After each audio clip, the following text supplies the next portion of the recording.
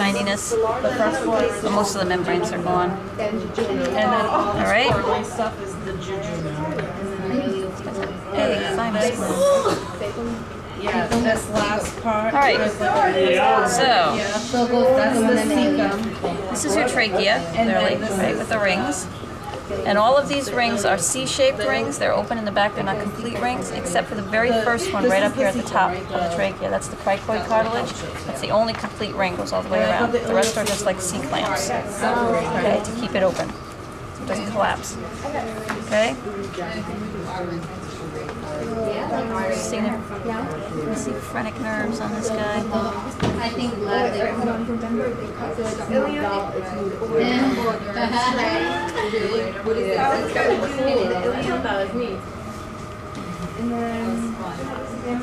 In here, in addition to all the fat and fascia that's on that, that's a phrenic nerve. Identify the junction between small intestine and large intestine. The phrenic nerves run down on either side of the heart and innervate the diaphragm. And you can see it right here. It's not prosected out. See it right here? This stuff It goes all the way down to the diaphragm. That's a phrenic nerve, and there's one on each side. Okay, and this is the diaphragm. Okay. The greater omentum. And that diaphragm, there's on this guy. That diaphragm seals off the thoracic cavity from the abdominal cavity. Because you have to keep this a closed chamber so that you can change pressure and bring air in. This is the large Okay? This is one phrenic nerve here coming in on this side. This is the other one somewhere over here. Here it is, over here on this side. down into the rectum, Coming in. the tissue that's around the Okay, so those are the phrenic nerves. The central tendon of the diaphragm is this white area down here. You can see the central tendon a little bit better in this one. That white area of the diaphragm under here, that's where there's no muscle fibers, so it's white. I don't know why that's particularly important, but they ask you where that is, so that's where the central tendon is. Okay? If we take a look in here, so now we can pull this larynx out, okay? This big cartilage right here, you feel this is stiff. This is the thyroid cartilage, two big plates. And the bump on the front of the thyroid cartilage, the Adam's apple or the ventral median prominence. Okay? And then here's the rings of the trachea. So now if we pull this out, you see this leaf-like flap of tissue right here? That's the epiglottis. Okay? And the opening right below the epiglottis, that goes down the trachea. Okay? You can feel the rings if you put your probe in there. Okay? When you swallow, that folds down over the opening to the trachea, and it actually forces food down the esophagus, which runs right behind the trachea, which is this opening right here. This is in the esophagus now. Okay, so there's two openings, one for the air, and then one for the food. And that's called glottis? Is that what it is? Yep. This is the trachea, going into the trachea, and this is going into the esophagus, the lid, just like that. Okay? And if we look in here, you can see these two little flaps on either side of the trachea right here. Those are the arytenoid cartilages, and the vocal folds, the vocal cords are attached to here. And when these move, it moves the vocal folds. Okay, so those are the arytenoid cartilages, that's the epiglottis. yes, they have one. You can't see the cricoid cartilage, but it's right below the big thyroid. It's a solid ring, and then these are all the open rings. Okay? Good? Good. Okay. If we do digestion, let's start up here with the If I need to, I'll just push you out of my way. If you look right below the ear, here's the cat's ear. Okay, right below the ear is the first salivary gland, the biggest one. This is the parotid gland. And this is the parotid duct. It runs right across the face of the masseter muscle and into the back of the mouth. Okay? So parotid gland, parotid duct. The one just below the jaw, that's the submandibular, just below the mandible, right? And that has its own little duct. right here. Okay? And then this tissue right here almost looks like a little tail. This is actually a separate gland here. This is the sublingual. It's deep to the submandibular. Yep, and it's the smallest one. And there's also a duct, this little duct right here.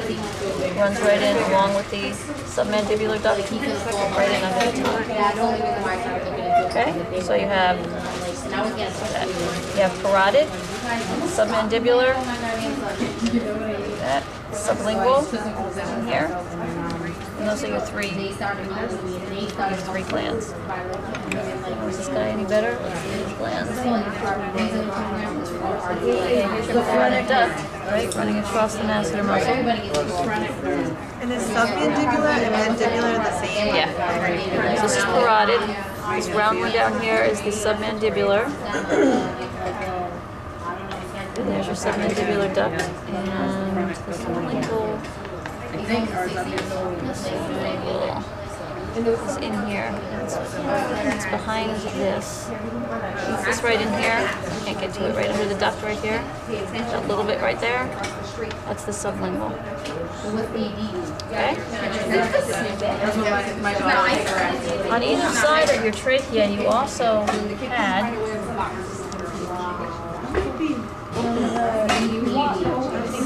thyroid glands. We couldn't find them.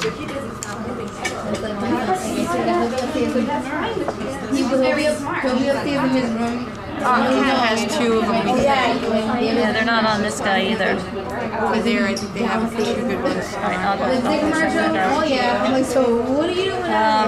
All right, so the esophagus. The esophagus runs along behind the trachea, along the back body wall. Now, to get to the stomach, which is here, you have to go through the diaphragm, right? So there has to be an opening in the diaphragm to allow the esophagus to go through, and that's right down here. The esophagus, the white, and it's going through the diaphragm. Okay, that's the hiatus, the esophageal hiatus, an opening. And that's white. What's that? This white thing right there, that's the esophagus coming in. This white right here on the diaphragm, that's the central tendon of the diaphragm, and the muscle fibers. So right under that comes the hiatus, comes right through to the other side. Okay, right here, it's coming out. Okay, and then it meets up with, of course, with the stomach. And let's keep the cat chow in the stomach here now. Okay, so this is the stomach. Where the stomach and the esophagus meet, there is a sphincter. That's the gastroesophageal sphincter. That keeps food from coming back out through the esophagus, right? It's like a purse string that shuts when food hits the stomach, keeps it in there. Okay. Gastrointestinal reflux. That's when that muscle is weak or it doesn't function at all. And as the stomach churns, it's pushing all of that acid chine back up into the esophagus, and you can burn holes through the esophagus. There was a point where I gained a lot of weight and I formed acid reflux. Is that from the weight pushing on the stomach and forcing it up? Yep, and you lose the weight and the reflux goes away. And the reflux went away. Okay. Yep. Sorry, no, that was me. Okay, so this area right here where the esophagus meets it, that's called the fundus of the stomach. All of this region here is the body of the stomach. And then this little arm that comes down here, this is the pyloric region of the stomach. And the pyloric region of the stomach connects to the small intestine, here. And there's also a sphincter, this little crimped area right here. It's a sphincter between the pyloric region of the stomach and the duodenum, which is the first section of the small intestines. That's also a little purse string, and it's important to have that sphincter functioning properly as well, because once the food gets in there and the glands in the stomach release the acid, the pH in here is about 2. It doesn't bother the stomach lining, because there's a thick mucus layer that protects the stomach lining from being burnt by the acid, but that doesn't happen in the duodenum. Okay, so we need to release that chime, that acid chime, a little drop at a time because it's going to be neutralized as soon as it hits the small intestines. Okay? So we have to control that flow, and that's what the pyloric sphincter does. Right? So then the first part of the small intestines, yuck. This first part of the small intestines right here, so this first U, it's roughly 4 inches, but it give or take. It's the first little U-shaped part of the small intestines. That's the duodenum. That's where chemical digestion begins and ends. Okay? All of the rest of this intestines is for absorption. This really curly part is the jejunum. And then the end part, like the last U-shaped part of these small intestines, is the ileum. And that ends at the large intestines. Large intestine is larger in diameter. There's less of it, but it's wider. Okay? And you can tell where the small ends and the large begins because you have this little blind sac right here. And that's the cecum. If this were us, this would be our appendix hanging off here. Okay? But cats don't have appendix. And there is a valve between the ileum and the cecum, or the entrance to the large intestines. That's the ileocecal valve, and that regulates flow from the small into the large intestines. Okay? And if this had been laying properly in the cat, kind of like that, you would have your ascending colon, your transverse colon, and your descending colon. But it is attached. See, it is attached. And your descending colon is actually attached down here to the back wall to hold that part of the colon in place. And that's the mesocolon, that tissue that holds it up against the back wall. Okay? We come back up here to our stomach for a minute. We cut this open so we could see inside. Inside, you can see all these extra folds in here, in the stomach wall, all these folds. Those are the rugae, and those allow for expansion. When the food comes in there, so the stomach can expand. It also helps with mechanical digestion to mix it up with the acid. That's inside the stomach? Yes. The rugae are the folds in the stomach. Oh, yeah. I was just about to ask you that question. Close that bad boy back up. This right here, the beef jerky, or the teriyaki, whatever you want to call it, that's not actually a digestive organ, that's the spleen. That has an immune function. But we identify that anyway because it's right there. And all of this fatty apron here, all of that, that's the greater omentum. It's called the greater omentum because it is attached to the greater or larger curve of the stomach. Okay.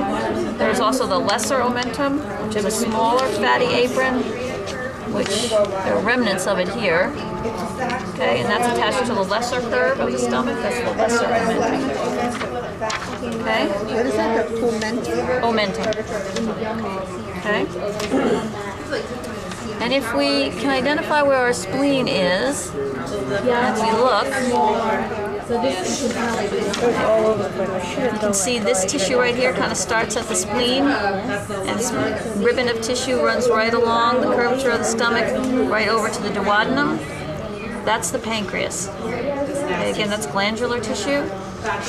And it has a duct, which I have no idea where the duct went, but there is a duct. There's digestive enzymes. One of the functions of the pancreas, an exocrine function, is that it produces a lot of digestive enzymes. And it's going to deliver those digestive enzymes in a very alkaline solution right to the beginning of the duodenum. So as soon as that acid comes in, it's neutralized. Okay? Otherwise, you'd be burning holes in your duodenum. Yeah, that's probably not a good thing either. Do they mix at the same time? Or it already exists, like it pumps it in, and then the digestive acid comes in a drop at a time? The flow is regulated by hormonal signals from the stomach. Okay. So it's Could be a either continuous flow. Okay.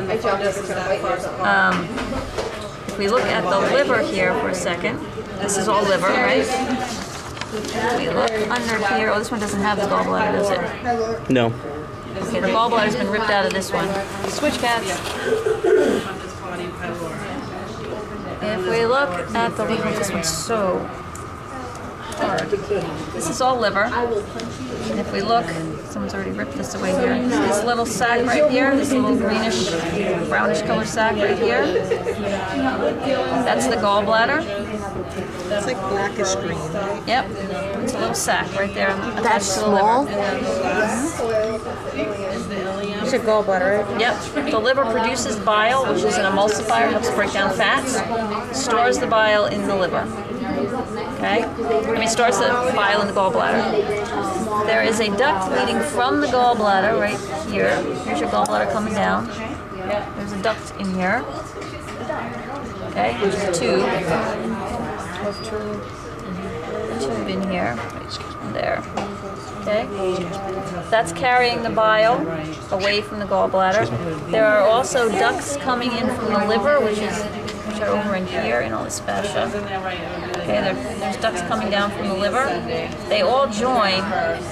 The ducts from the gallbladder, the cystic ducts, and the ducts from the liver, the hepatic ducts, join in to form this great big duct right here. That's called the common bile duct. And that delivers enzymes from the liver and bile from the gallbladder right to the beginning of the duodenum. Okay. And sometimes people develop gallstones because bile is made up of a bunch of different salts, and sometimes that salt can actually precipitate out and it sort of aggregates and makes little nuggets that are hard like rocks. And that's not a problem unless one of those little rocks gets into the duct and blocks it, and then it's excruciatingly painful. And people who have had their gallbladders removed need to be careful to have a diet lower in fats because they're not going to be able to as efficiently break down the fat. So that's the job of the bile. Okay? Alright, so you have the pancreas dumping stuff in, the gallbladder, the liver, and then all that chemical digestion happens in the duodenum. Did I miss anything? Is there a difference on the pancreas? It says the head, neck, and tail. Does it really matter? If you have all of that intact, which by the time we get to the practical exam would be really Impressive. okay. It doesn't matter. It doesn't matter. It's hard to even find it on this guy already. Joe, want to give us anything else? My book in her bag. We're going to have these same cats in December? In December? I didn't say that. It was her. Alright, what else we got?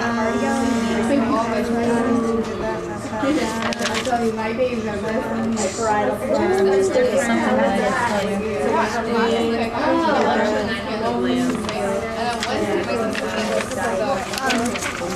What about up at the top, that you said was removed on the other one? I think we actually have a good one. It's the, was it not thyroid? Thyroid glands? Thyroid or the...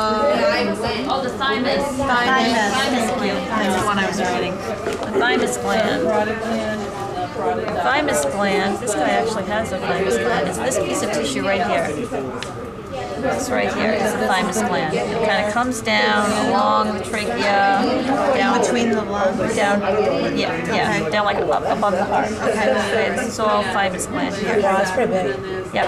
As we age, our thymus gland gets smaller and smaller and smaller until it's hard to actually find the thymus gland. I'm not sure if that happens in the cats. However, this guy happens to have one. Some of them don't have one. Thymus gland. Yeah. What about It's all about the size of the glands. The roots of the lungs is we get the pluck after that. Don't be sorry. Just going around and about. Keep asking. Did you do those in the order that they were listed in the book? Yeah, and I was going to switch it up, and then I'm like, no, I should have switched it up because she's doing it with the stomach, and the stomach's in 3 different. Okay, so here is a sheep pluck. That's a sheep heart and sheep lungs. And if you look at the top here, this is the very top of the trachea. That's the cricoid cartilage. This is hard all the way around. It's the first complete ring. And if you feel down here, these are all open in the back. These are just C rings. Okay. Primary bronchi bronchus, right left bronchus is this first big branch that goes to the right to the left lungs. It's the primary left and the primary right. Okay, if you look deeper in here, you can see that primary branches again right here, and that would be the secondary bronchus. Those two are the secondary. Okay. First is the big split, and secondary is deeper in, and then if you went further in, it would split again and again and again and again. Pretty much every like fork in the road. Right. Yep. And it just keeps splitting like that until it dead ends in the alveoli, which are the little air sacs. Okay. The root just refers to the area, and you can't really even see it on this very well. It's just where the primary bronchus and the blood vessels and the nerves, everything go right into the lung. That's all they mean. All right, so Yeah. it wouldn't be on there. If it would, it would have this whole thing Cut out. a circle around it. Alright. Like, what is that? You could just say the root. But if you just identified it as the primary bronchus, I'd give you that credit. All right. Obviously, we can't see the visceral pleura on that either. So scratch all the pleura off. You can see a little bit of pericardial sac here, a little bit of pericardial. Pericardial. Oh, yeah, There it is. huh? See? Can you see it? That's the pericardium right there. That space is usually filled with fluid. Well, she pointed out, but she didn't say what they were actually She didn't do the ascending colon, transverse colon. She did. Oh, She did. I missed it. I She missed said if they it. were properly Ascending, put in place. I transverse, missed it. I'm descending. sorry. I lost. If they were lost properly hearing. put in place, you'd have an ascending, transverse. Yeah, you did on that one. Okay. Okay. Yeah. Okay, let's see if this one has a She can't hear me normally when I talk to her, but she can hear that one whisper I whispered to you last week. And, Oh, yeah. Thing. Yeah, we've got two over there. Thyroid. Let's go watch this. She's like, there's the thyroid gland. There it is. All right, Lori, I'm coming in on you. Thank you. You have a match set. And you see how this tissue kind of runs across here? They actually sit sort of like saddlebags. There's a piece of tissue that connects the two sides, but those are your thyroid glands. I don't know if Is it normally skinny and thin like that? Yes. That okay. Unless he has a thyroid tumor, of course. Of course. Then Then it becomes quite enlarged. Keep your fingers down, Nancy. I just want to snap a quick picture. Sorry. No, that's okay. Because we Don't don't worry have about that it. on our All camera. right. Sorry about that. Don't worry about it. See, now this one has no thymus. Oh, yeah. Maybe that's supposed to be part of the Piece of thymus. it. I'm not sure. This Yeah, that has no one's thymus. huge. Oh, yeah, I want to take a picture of that. Okay, yeah. Thymus on that. All right. Good. Thank you. All right.